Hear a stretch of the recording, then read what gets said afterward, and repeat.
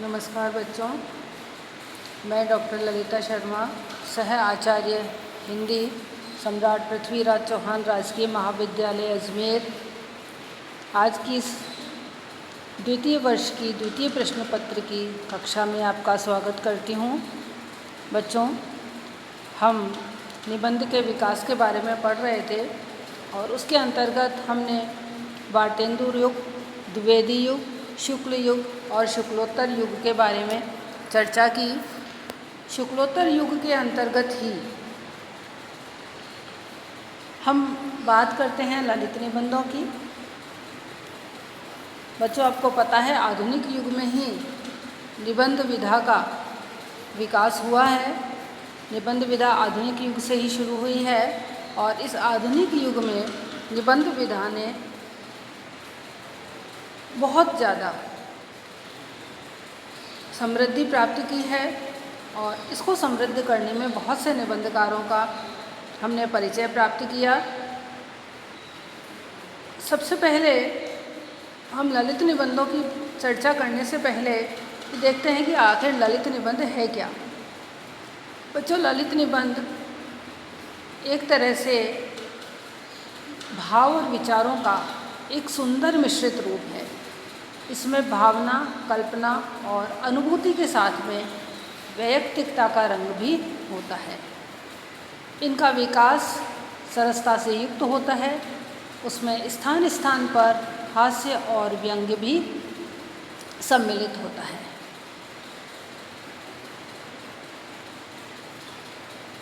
भावना में निबंध ही अपने विचारों की गरिमा के साथ और ज्ञान के विश्लेषण के साथ में एक सुंदर भंगिमा के साथ में वर्तमान में ललित निबंधों की श्रेणी में गिने जाने लगे। ललित निबंधकार जो होते हैं वो किसी भी विषय या विचार बिंदु को पूरे सांस्कृतिक गौरव और राजनीतिक पैनेपन से तराशते हुए, अपनी प्रतिक्रियाओं से तीखे प्रहार करते हुए अपनी कोमल और सरस शब्दावली में अभिव्यंजित करते हैं।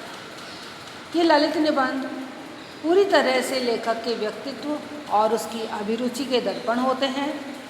इनको लिखने के लिए विचार, मस्ती, घुमक्कड़ी प्रवृत्ति, लोक जीवन से जुड़ाव, ये चीज़ें बहुत ही आवश्यक हैं। ललित निबंधों के लिए जो सबसे आवश्यक है वह रसानुभूति है। इन निबंधों में भावों और विचारों का आवेग होता है। ये निबंध पाठकों को रसानुभूति के साथ साथ बौद्धिक शांति भी प्रदान करते हैं और यही कारण है कि समकालीन निबंधों में कल्पना, भावना, अनुभूति, तर्क, ईमानदारी, करुणा और इन सब के साथ में हास्य और व्यंग्य का पुट जो होता है वह उन्हें विशिष्टता प्रदान करता है। ललित निबंधकारों में जो प्रमुख नाम लिए जा सकते हैं वे नाम हैं आचार्य हजारी प्रसाद द्विवेदी, विद्यानिवास मिश्र, अमृत राय, कुबेरनाथ राय, विवेकी राय, हरिशंकर परसाई, शिव प्रसाद सिंह आदि। डॉक्टर विद्यानिवास मिश्र के कई निबंध संग्रह प्रकाशित हो चुके हैं, जिनमें चितवन की छाह, तुम चंदन हम पानी, मेरे राम का मुकुट भीग रहा है आदि उल्लेखनीय है। डॉक्टर मिश्र ने अपने निबंधों के माध्यम से विभिन्न मानसिक स्थितियों को व्यंजित किया है। यदि हम कन्हैयालाल मिश्र प्रभाकर का नाम लें तो आज के समाज की जो स्थितियां हैं और मन स्थितियां हैं उनमें व्यक्ति किस तरह से दुविधाग्रस्त रहता है, उन दुविधाओं का अंकन अत्यंत सरस और भावात्मक शैली में इन निबंधों में किया गया है।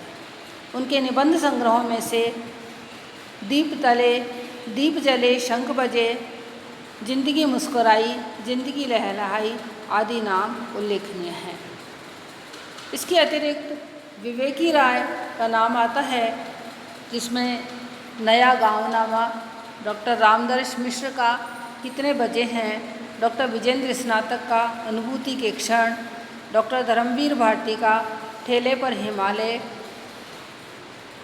पश्यंती, डॉक्टर शिव प्रसाद सिंह का शिखरों का सेतु, श्याम सुंदर दास का सौंदर्य और सांप, रतनलाल शर्मा का छोटी छोटी बातें, रामनारायण उपाध्याय का जन्म जन्म के फेरे, राजेश कुमार का अनुभूतियाँ आदि संग्रह, निबंध संग्रह जो हैं, इनमें बहुत से उच्च कोटि के निबंध संग्रहित हैं।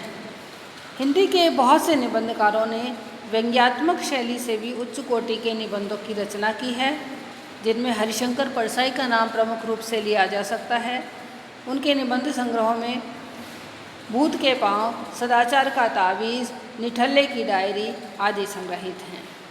केशव चंद्र वर्मा, रविंद्रनाथ त्यागी, शरद जोशी, ठाकुर प्रसाद सिंह, शंकर दयाल सिंह, हरिश्चंद्र शर्मा, रविंद्र कालिया आदि के नाम भी हम इसमें ले सकते हैं।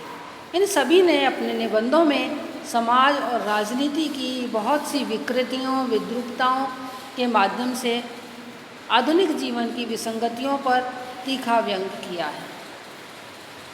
रोचकता और प्रभावोत्पादकता की दृष्टि से भी यदि हम देखें तो इनकी तुलना किसी और तरह के निबंधों से नहीं की जा सकती है। अर्थात रोचकता में और प्रभावोत्पादकता में ये सर्वोत्तम है। ललित निबंध बहुत ही अच्छे हैं।